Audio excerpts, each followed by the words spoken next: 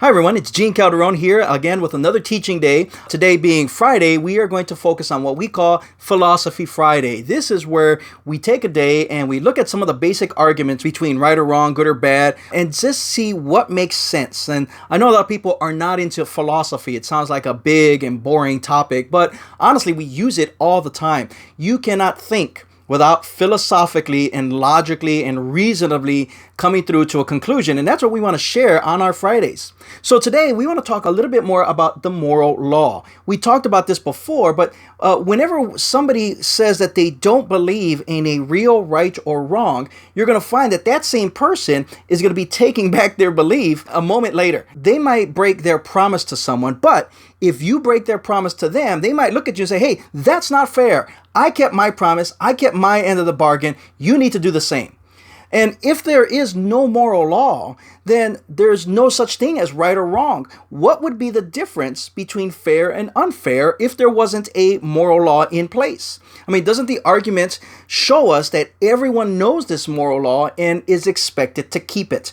Everyone is expected to know what is fair, what is right, what is wrong, what is unfair, but you cannot get away with claiming ignorance on that. Everyone is expected to know this. And sometimes people do make mistakes about that, but that isn't the idea of having different tastes or differences of opinions when it comes to actually knowing what is actually right, what is wrong. None of us are actually keeping the moral law. I mean, each of us at some point, I'm sure, has broken the moral law before even seeing this video. We have probably already behaved in a way that we probably should not have, all right? And I'm sure we even have some excuses, maybe even some good ones.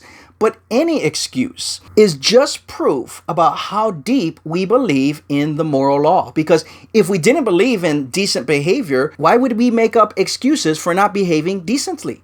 When we honestly deal with the moral law, we can't even face the fact that we're breaking it or try to shift the responsibility onto something else. There's a reason why we broke it. But again, all of that acknowledges that we know it exists. And notice, it's only for bad behavior that we look for some kind of other explanation. Our bad temper was just when we were tired or worried or hungry or hangry, as some people say, right? Our good temper is always attributed to myself. Yeah, I'm a good person, and because of my good behavior and that's all me. But whenever I do something wrong or bad, oh, well, that was just because of. And we insert an excuse. Why? Because subconsciously we are admitting we know there is a right or wrong, a moral law that exists. So we're supposed to behave a certain way, and we all know that. So just the fact that we make up excuses for our behavior when it's looked at poorly or when we know it's a bad behavior, that is an admission that there is a moral law that we all should know and should abide by. And when we take credit for the good things that we do, or when we are out there and putting on a show, look at how good I am at this and that, that too is an admission of the moral law. You know the moral law and I'm keeping it. Look at me. And that's the idea, is how do we know that there is a moral law in place? It's because it's all written on our hearts. It's written in our subconscious.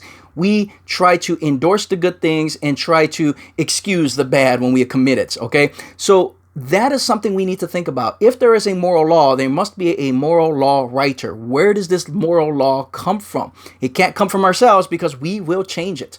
I hope this helps you. What do you think? How do you come across people who behave a certain way, or even ourselves when we behave a certain way? Why do we do that?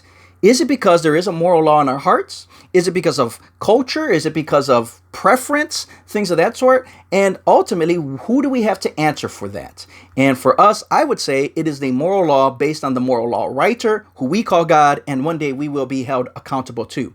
So if you have any questions or comments, please share them with us here. My name is Gene Calderon. You can look us up at Gene Calderon Apologetics Ministries, Ratio Christi at Purdue University Northwest, where I am the chapter director, or Freedom Church East Chicago, where I do serve with ministry and Bible studies there, and Lake County Rights to Life, where we are also teaching and training students on how to understand and handle arguments on that perspective. And if you'd like to support a local missionary, I am a local missionary to Northwest Indiana, specifically through Ratio Christi, reaching students, training students to be able to understand why they believe what we believe and share that in a loving and winsome way. If you'd like to be able to support somebody like that, join us at many of our events that are coming up. They're local. They're coming up soon. We got plenty of events coming up in July 2019. Join us then. and just really show your support in prayer, in gathering together, and if possible, through your financial givings. It would help so much. Thank you so much for watching. God bless you. Have a great day. Bye-bye.